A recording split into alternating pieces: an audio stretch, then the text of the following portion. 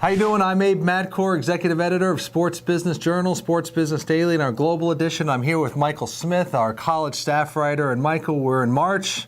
It's March Madness time. We look this week at the 75th anniversary of the NCAA men's basketball tournament. And so, Michael, you approach this package in a different way. Well, Abe, what we did is we talked to about 25 different people who have worked on the tournament. They've broadcast the tournament.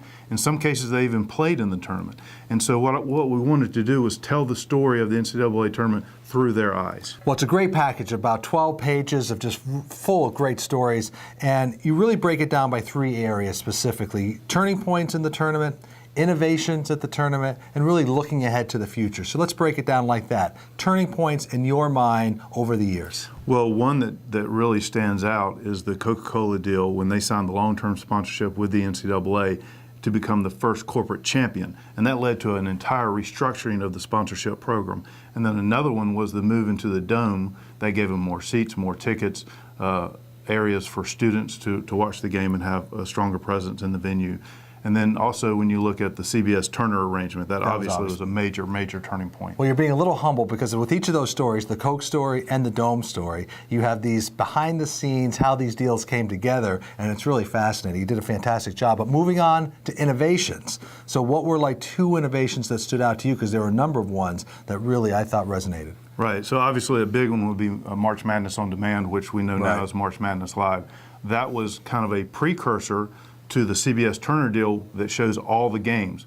Because before, when CBS had the deal, there was regional coverage, regional broadcast of the games, and March Madness on Demand was the first time that viewers could go to a site and see all of the games, see any of the games that they wanted to see.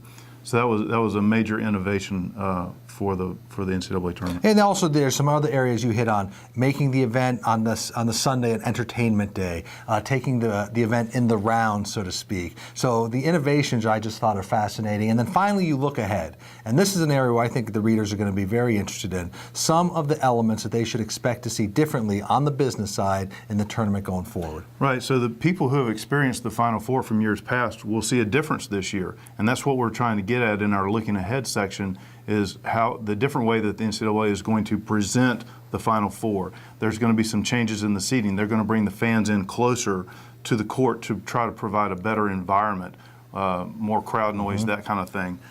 More like what you would find at a typical regular season game. They want to give sponsors more recognition through the LED signage and digital signage inside the dome. So some of the feel that you get from a regular season game, some of those components are going to be brought onto the court at the Final Four. There's never been a sponsor recognition other than what Coke has had through Powerade. So this will be all new this year. You know, that's a great fact because like the only two brands that really got exposure on the courtside signage were the NCAA and then whatever brand Coke was touting at that time. So they're really opening up. And that's part of this new wave of executives at the NCAA. Mark Lewis, of course, is leading this year's event on the championship side for the NCAA down in Atlanta.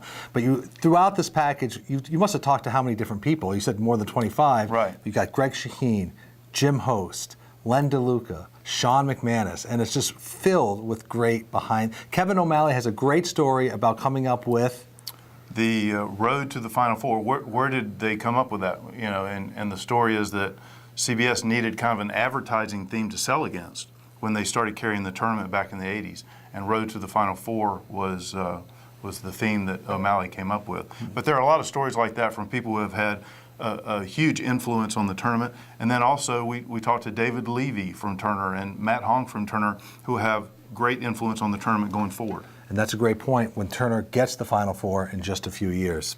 So it's a really excellent package, well done.